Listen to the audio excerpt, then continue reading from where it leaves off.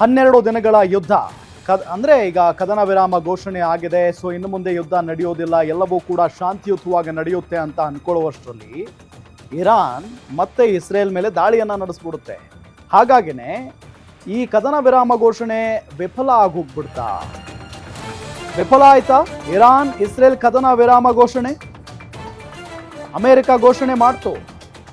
Iran Israel ಯುದ್ಧ ಟ್ರಂಪ್ಗೆ ಮುಖಭಂಗ ಮತ್ತು ಬೇಸರ. ಟ್ರಂಪ್ಗೆ ದೊಡ್ಡ ಮುಖಭಂಗ ಇದು. ಬಹಿರಂಗವಾಗಿಯೇ ತಮ್ಮ ಬೇಸರವನ್ನ ಹೊರಹಾಕಿದ್ದಾರೆ ಅಮೆರಿಕ ಅಧ್ಯಕ್ಷ. ಕದನ ವಿರಾಮ ಘೋಷಣೆಯಾದರೂ ದಾಳಿಯನ್ನ ನಿಲ್ಲಿಸಿಲ್ಲ ಇರಾನ್ ಮತ್ತು ಇಸ್ರೇಲ್. ಇಸ್ರೇಲ್ ಮೇಲೆ ಇರಾನ್ನಿಂದ ನಿರಂತರವಾಗಿ ಕ್ಷಿಪಣಿ ದಾಳಿ ನಡೀತಾನೇ ಇದೆ. ಇತ್ತ ಇಸ್ರೇಲ್ನಿಂದಲೂ ಕೂಡ ಇರಾನ್ ಮೇಲೆ ಪದೇ ಪದೇ ವಾಯು ದಾಳಿ ನಡೀತಾ ಇದೆ. ದಾಳಿಗೆ ಪ್ರತಿದಾಳಿಯನ್ನ ಮಾಡ್ತಾ ಇದ್ದಾವೆ ಇರಾನ್ ಮತ್ತು ಇಸ್ರೇಲ್. ಎರಡೂ ದೇಶಗಳ ನಡೆ ಬೇಸರ ತಂದಿದೆ ಅಂತ ಟ್ರಂಪ್ ಈ ಸಂದರ್ಭದಲ್ಲಿ ಹೇಳಿಕೆಯನ್ನ ಕೊಟ್ಟಿದ್ದಾರೆ. ಎರಡೂ ದೇಶಗಳು ಏನ್ ಮಾಡ್ತಾ ಇವೆ ಅಂತ ಟ್ರಂಪ್ ಅಸಮಾಧಾನವನ್ನ ವ್ಯಕ್ತಪಡಿಸಿದ್ದಾರೆ. ಕದನ ವಿರಾಮಕ್ಕೆ ಸಮ್ಮತಿಸಿದ ಬಳಿಕವೂ ದಾಳಿ ಯಾಕೆ ಅಂತ ಹೇಳಿ ಟ್ರಂಪ್ ಪ್ರಶ್ನೆಯನ್ನ ಮಾಡಿದ್ದಾರೆ. ಹಾಗಾಗಿ ವಿಫಲ ಆಗಿದೆ, ಇಲ್ಲಿ ಕದನ ವಿರಾಮ ಘೋಷಣೆ ವಿಫಲ ಆಗಿದೆ. We basically have two countries that have been fighting so long and so hard that they don't know what the they're doing. Do you understand that?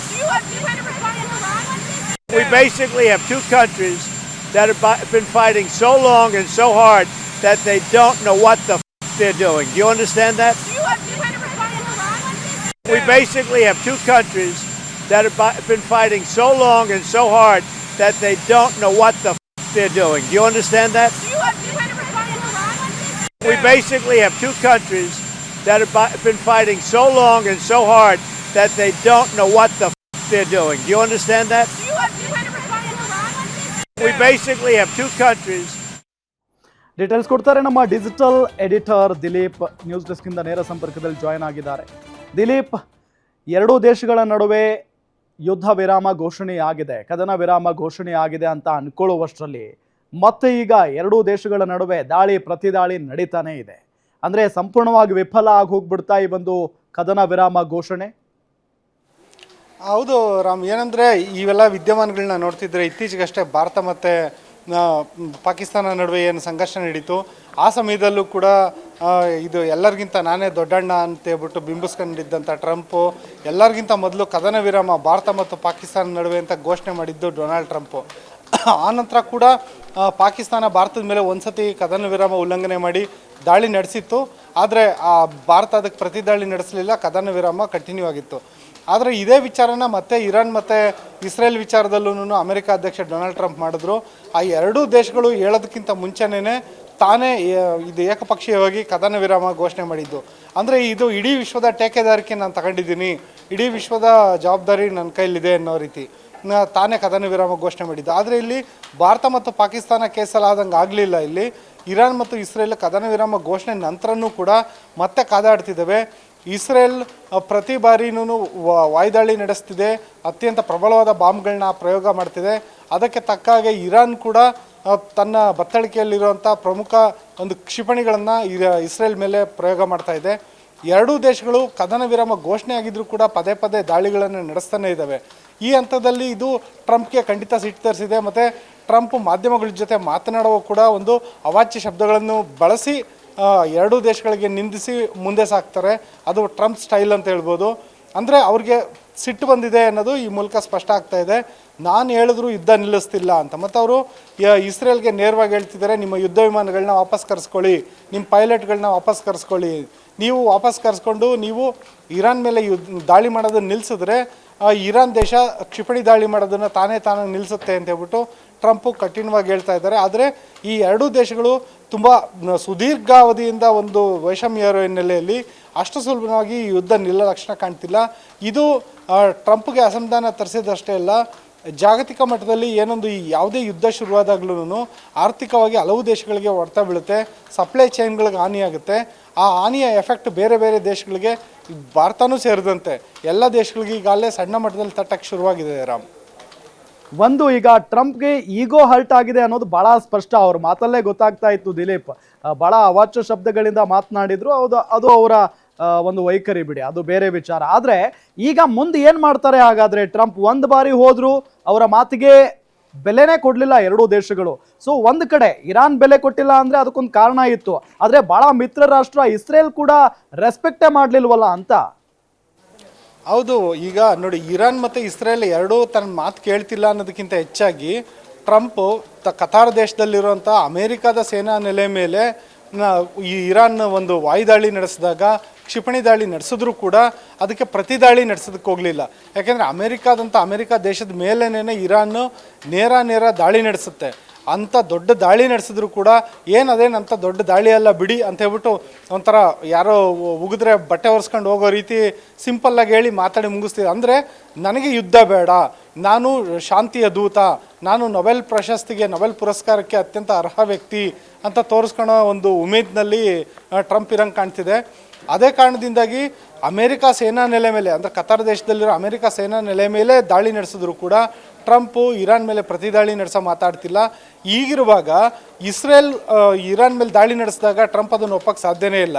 Trump ಇವಾಗ ಸದ್ಯಕ್ಕೆ ಹೇಳ್ತಿರೋದು, ನಿಮ್ಮಿಬ್ಬರ ನಡುವಿನ ಯುದ್ಧ ನಿಲ್ಲಬೇಕು, ನಿಮ್ಮಿಬ್ಬರ ನಡುವಿನ ಯುದ್ಧ ನಿಲ್ಲಿಸಿದ ಕ್ರೆಡಿಟ್ ನನಗೆ ಸಿಗಬೇಕು ಅಂತ. ಮತ್ತು ಏನೊಂದು ಕತಾರ್ನಲ್ಲಿರೋ ಅಮೇರಿಕಾ ಸೇನಾ ನೆಲೆ ಮೇಲೆ ಇರಾನ್ ದಾಳಿ ನಡೆಸ್ತು, ದಾಳಿ ನಡೆಸೋಕ್ಕೆ ಮುನ್ನ ಕತಾರ್ ದೇಶಕ್ಕೆ ಇರಾನ್ ಒಂದು ಸಂದೇಶವನ್ನು ಕೊಟ್ಟಿತ್ತು, ನಾವು ನಿಮ್ಮ ಮೇಲೆ ಒಂದು ಕ್ಷಿಪಣಿ ದಾಳಿಯನ್ನು ನಡೆಸ್ತೇವೆ, ಅದನ್ನು ಕೂಡ ಅಮೇರಿಕಾ ಸೇನಾ ನೆಲೆಗಳನ್ನು ಗುರಿಯಾಗಿಸಿ ದಾಳಿ ನಡೆಸ್ತೇವೆ ಅಂತ.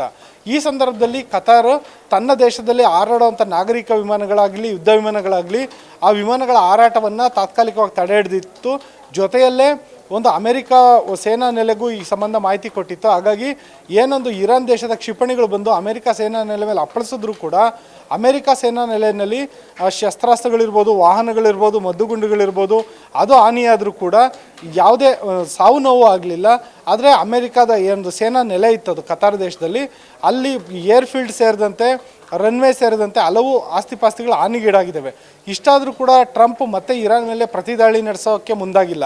ಆದರೆ ಟ್ರಂಪ್ ಯಾವ ಥರ ಯೋಚನೆ ಮಾಡ್ತಿದ್ದಾರೆ ಅಂದರೆ, ನಾವು ಏನೊಂದು B-2 ಬಾಂಬರ್ಗಳ ಮೂಲಕ ಏನು ಬಂಕರ್ ಬಸ್ಟರ್ ಬಾಂಬ್ಗಳನ್ನು ಇರಾನ್ ಮೇಲೆ ಪ್ರಯೋಗಿಸಿದ್ವಿ, ಅದಕ್ಕೆ ಇರಾನ್ ಪ್ರತಿದಾಳಿ ನಡೆಸಿದೆ, ಅದು ಅಲ್ಲಿಗೆ ಸರಿ ಹೋಯಿತು.